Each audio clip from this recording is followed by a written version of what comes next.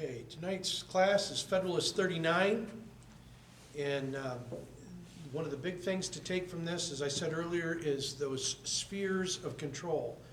And the title of Federalist 39 is The Conformity of the Plan to Republican Principles.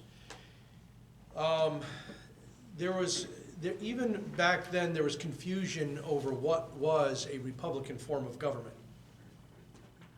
They thought at that time they used to call Poland a Republican form of government, and it wasn't even close to a Republican form of government. So Madison even then had to define and make people understand what the types of government were. It's just like today, I talk to young kids all the time. I say, what kind of government do we have? I'll bet you probably 300 times out of 301 I'll get, it's a democracy. Well, why? That's because our John Dewey model of public school is trying to teach that we're a democracy. If you got anything from Federalist 10, you should have gotten that democracies are horrible forms of government, that they breed faction, and faction is the enemy of all popular government, that democracies have always been incompatible with personal liberty and property, and they're as tumultuous in their life as they are violent in their deaths. Democracies are horrible forms of government. So I don't know why in today's modern age we're still trying to push this ideology of democracy. So the Republican form of government, the conformity of the plan to Republican form of government. This was the Federalist Paper 39, published 16 January 1788. Madison, it was published by Madison in the Independent Journal. And as they all start out, to the people of the state of New York. The last paper having concluded the observations which were meant to introduce a candid survey of the plan, of what plan? The Constitution of Government, reported by the Convention, we now proceed to the execution of that part of our undertaking. The first question that offers itself is whether the general form and aspect of the government be strictly Republican. So he's going to go through some things that are going to shock a few people here. It's Republican in nature, but there's also different forms of that Republican government, whether it's federal, whether it's national, whether it's Republican. It all falls within the Republican conformity, but there's parts that can be seen as national, there's things that can be seen as federal, and then of course there's state and local powers. So we're not one government, we have a multiplicity of different governments that all have those same three branches, because under Article 6, Section 1, Clause 2 of the Constitution, all state constitutions have to conform to the federal Constitution. Make sense? And what does the federal Constitution do? It sets up three branches of government, Article 1, 2, and 3, right? It is evident that no other form would be reconcilable with the genius of the people of America, with the fundamental principles of the Revolution, or with that honorable determination which animates every votary of freedom to rest all political experiments on the capacity of mankind for self-government. If the plan of the convention therefore be found to depart from the Republican character, its advocates must abandon it as no longer defensible. So what he's saying is you're going to have a lot of people who are going to be claiming a lot of things of this new Constitution. He's saying it is absolutely Republican in nature, because if it wasn't, it's indefensible. The whole thing is indefensible, and thereby Madison wouldn't be trying to defend it if it wasn't conforming to the Republican model. And remember, they got that Republican model from Montesquieu in The Spirit of the Laws. Montesquieu was the quintessential expert on all things republic, both ancient and modern. He wrote The Spirit of the Laws. If you ever get a chance to get that, it's some good reading. What then are the distinctive characters of the Republican form? Were an answer to this question to be sought, not by recurring to principles, but in the application of the term by political writers to the constitutions of different states, no satisfactory one would ever be found. Holland, in which no particle of the supreme authority is derived from the people has passed almost universally under the denomination of a republic. So even then, there was confusion over the names of governmental structures and what they were all about.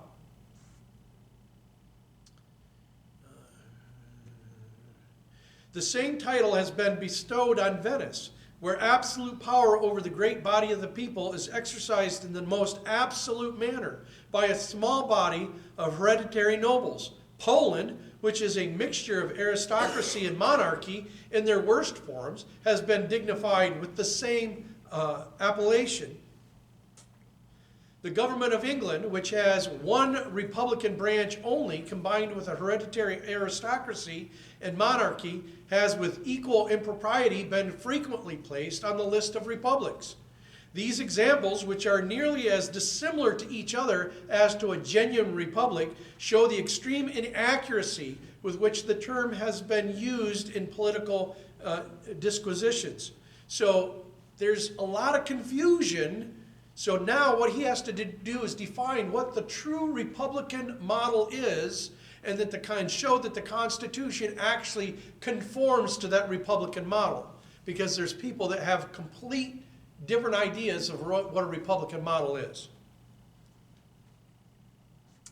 If we resort for a criterion to the different principles on which different forms of government are established, we may define a republic to be, or at least may bestow that name on, a government which derives all its powers directly or indirectly from the great body of the people. That is distinct.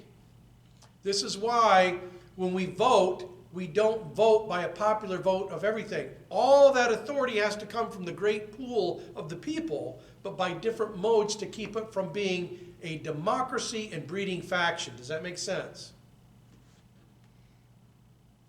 It is administered by persons holding their offices during pleasure for a limited period or during good behavior. It is essential to such a government that it be derived from the great body of the society, not from an inconsiderable proportion or a favored class of it. Otherwise, a handful of tyrannical nobles exercising their oppressions by a delegation of their powers might aspire to the rank of republicans and claim for their government the honorable title of republic. Now, understanding these definitions, can you see where we, as our government is today, may differ from that of conformity to the Republican style of government? They may not call themselves aristocrats. They may not call themselves the monarchy. But do we have similar groups in America within power? Yes, we do. Yes, we do. And they're not limited in term. They used to be prior to the 17th Amendment, but they are no more. So do you see how we're slowly, and without, it's like the slow boiling of the frog, we're slowly getting away from the Republican model? And yet it's happening so slowly, nobody's recognized it. And why? Because we don't teach history in the 39th Federalist paper in school. Why would we? That goes completely against the Communist Manifesto that our public schools were set up on. Make sense? It is sufficient for such a government that the persons administering it be appointed either directly or indirectly. So directly is you're voting for your congressman. What's indirectly? Electoral college. That's an indirect vote. Your senator, prior to 17th Amendment, was an indirect vote. You voted for your state legislator, that was your neighbor, and that person voted on the Senate from the state. So that's an indirect vote, right? So that's what he's talking about there. Either directly or indirectly by the people, and that they hold their appointments by either of the tenures just specified, either good behavior or temporary. Otherwise, every government in the United States, as well as every other popular government that has been or can be well organized or well executed, would be degraded from the Republican character. According to the Constitution of every state in the Union, some or other of the officers of government are appointed indirectly only by the people. According to most of them, the chief magistrate himself is so appointed. And according to one, this mode of appointment is extended to one of the coordinate branches of the legislature. According to all the constitutions also, the tenure of the highest offices is extended to a definite period, and in many instances, both within the legislative and executive departments, to a period of years. According to the provisions of most of the constitutions, again, as well as according to the most respectable and received opinions on the subject, the members of the Judiciary Department are to retain their offices by the firm tenure of good behavior. Now, let's look at the judiciary and good behavior. This is also another thing that's been lost in time in history. If I take an oath to uphold the Constitution, and yet I don't, am I in good behavior? Absolutely not. So when our Chief Justices in the Supreme Court do not uphold their oath, are they supposed to be impeached? Yep. Have we done it as of late? Nope. Do you see a problem? Okay. I just want to make sure I wasn't the only one. On comparing the Constitution planned by the Convention with the standard here fixed, we perceive at once that it is in the most rigid sense conformable to it. The House of Representatives, like that of one branch at least of all the state legislatures, is elected immediately by the great body of the people, a direct vote. The Senate, like the present Congress and the Senate of Maryland, derives its appointment indirectly from the people. From the legislature. They vote for legislature, the legislature votes for the Senate. The president is indirectly derived from the choice of the people according to the example in most of the states. Even the judges, with all other officers of the Union, will, as in several states, be the choice, though a remote choice, of the people themselves. The duration of the appointments is equally conformable to the Republican standard and to the model of the state constitutions. The House of Representatives is periodically elective, as in all the states, and for the period of 2 years, as in the state of South Carolina. Now, why 2 years? Because the legislative branch was the biggest and most powerful branch of government.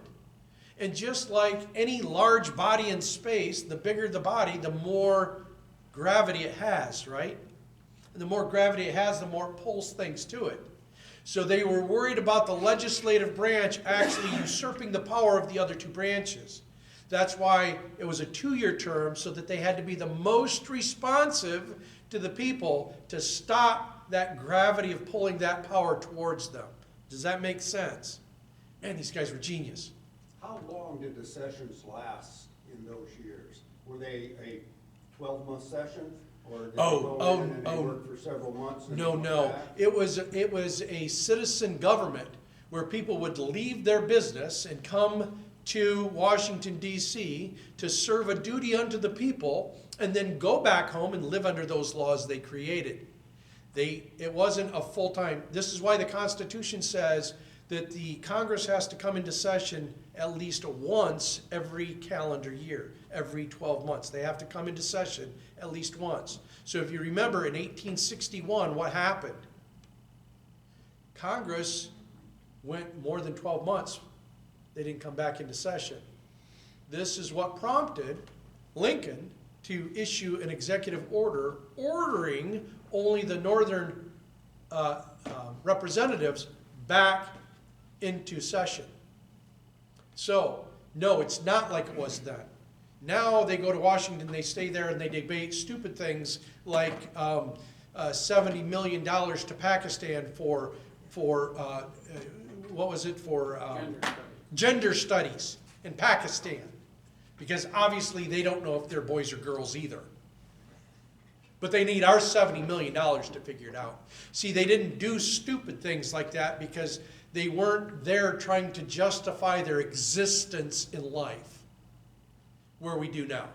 Well, now DC wants to be their own state. Yes, which would violate the Constitution. Yeah, because that was supposed to be a place to go meet and then go back home. That's why it's a district, the District of Columbia, not a state. And you cannot have a state inside the sovereign boundaries of a state. And where is DC? Well, it's wholly within the boundaries of Virginia.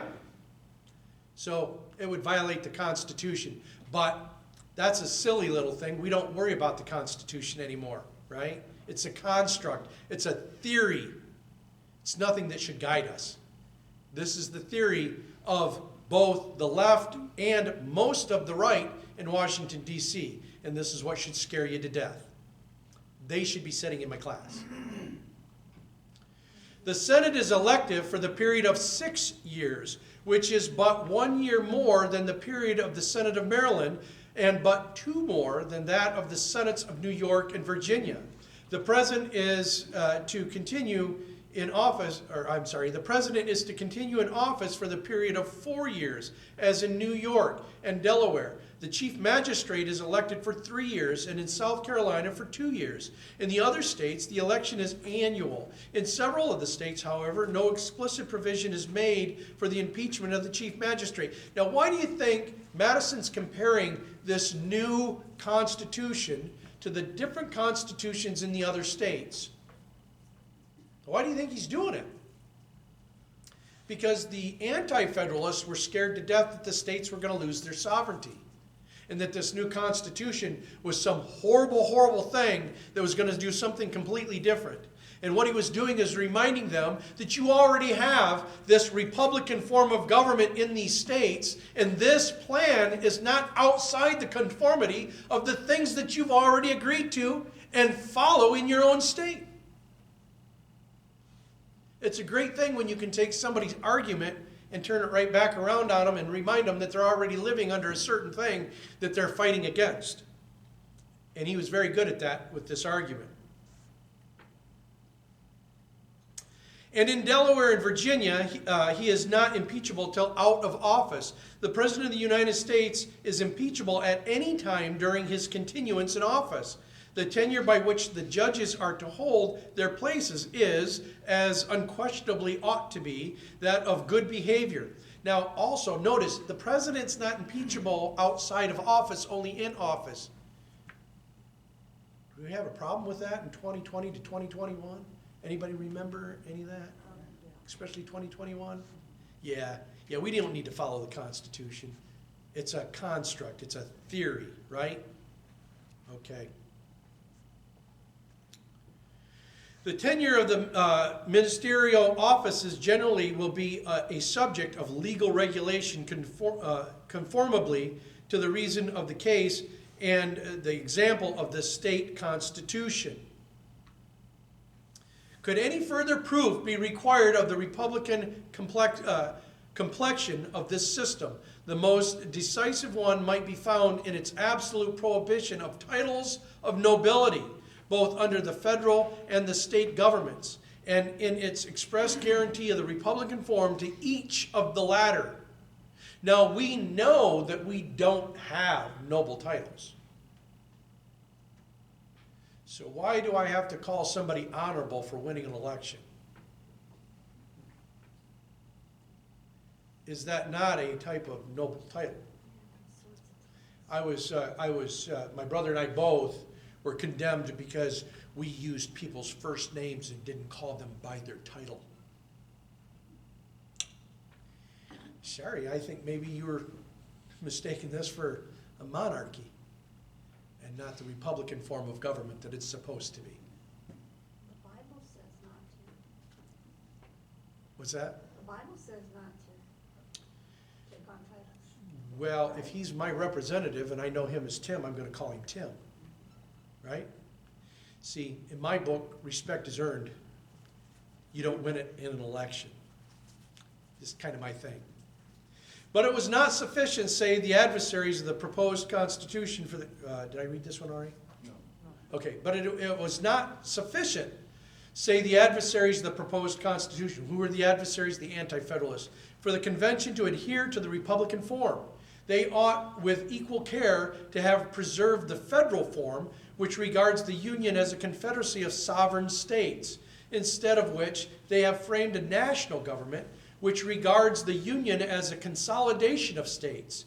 And it is asked by what authority this bold and radical innovation was undertaken.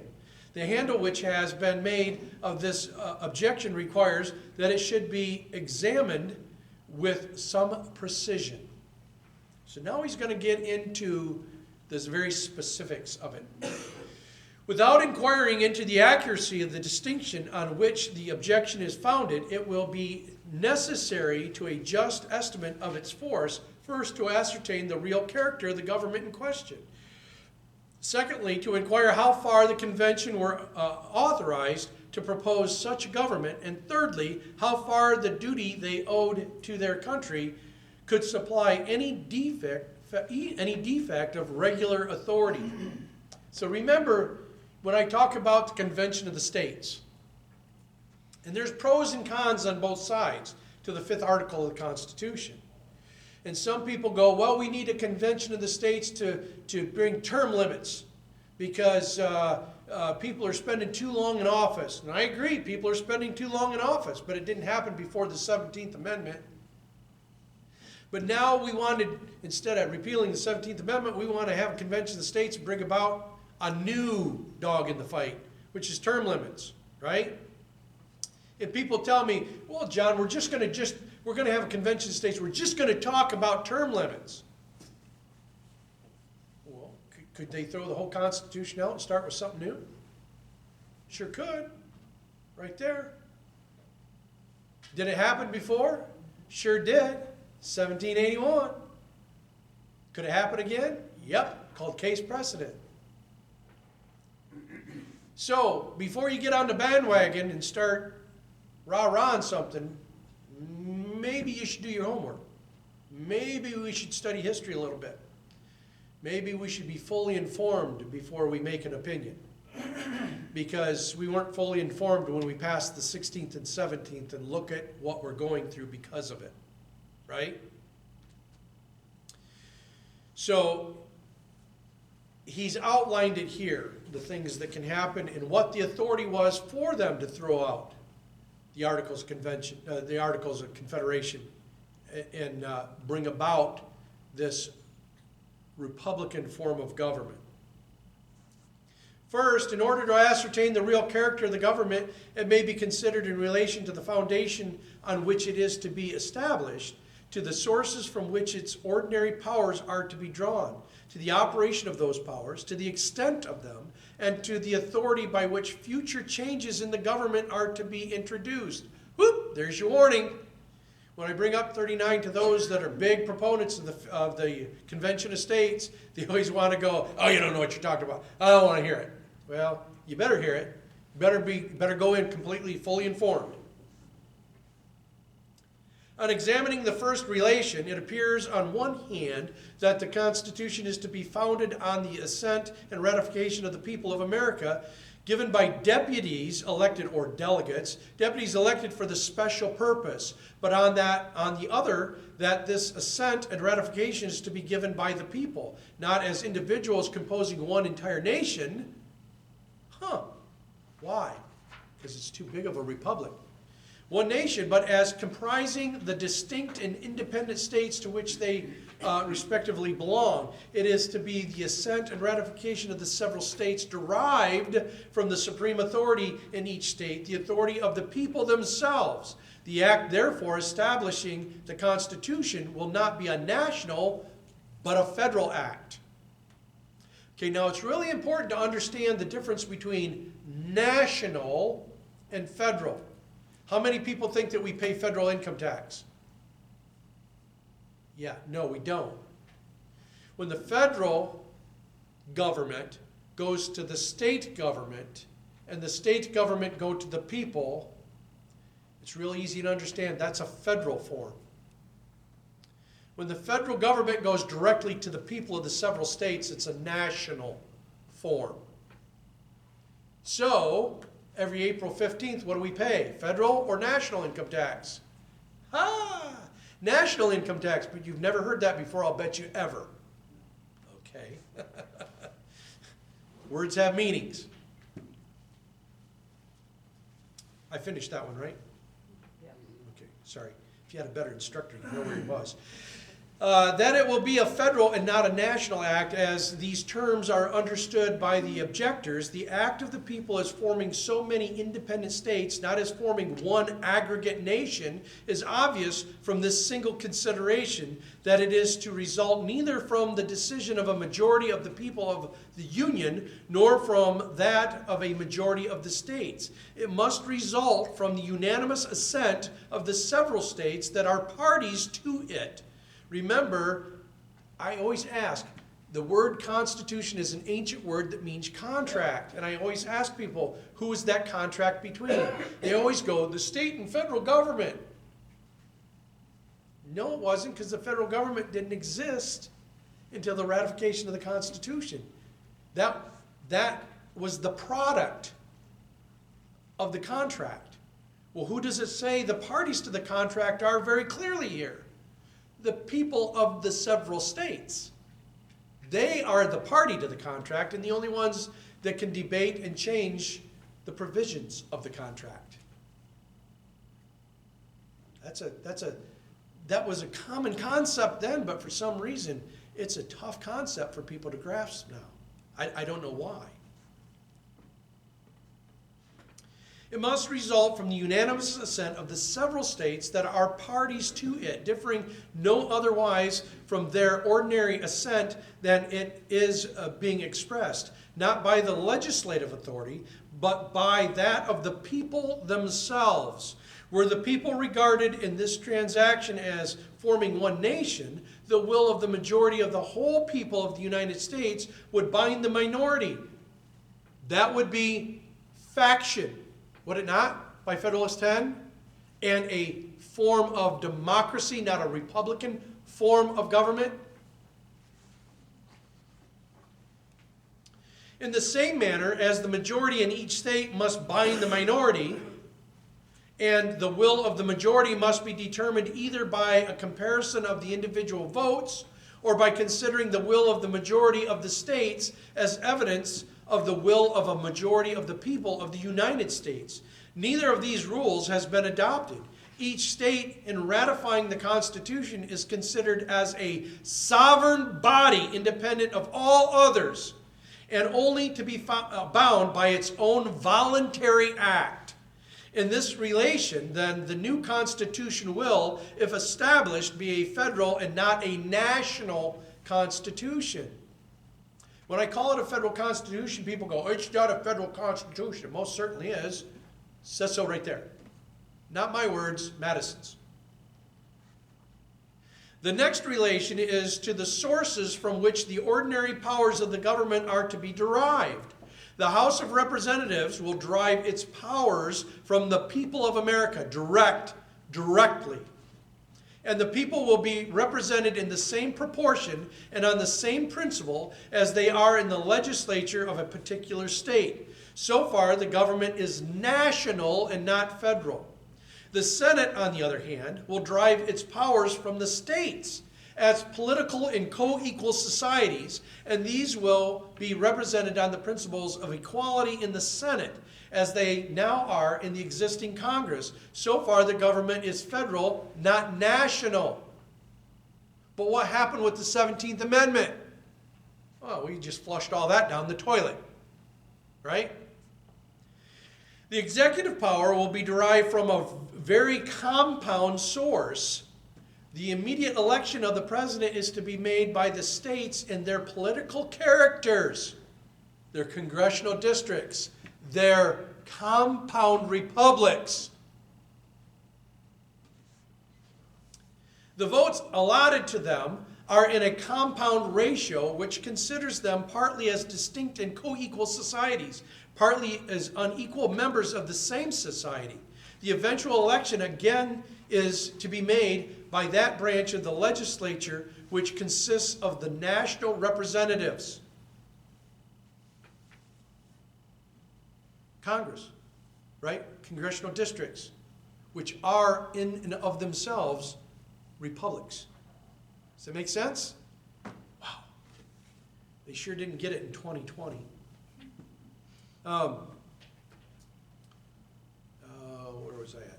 The eventual election, again, is to be made by that branch of the legislature which consists of the national representatives, Congress. But in this particular act, they are to be thrown into the form of individual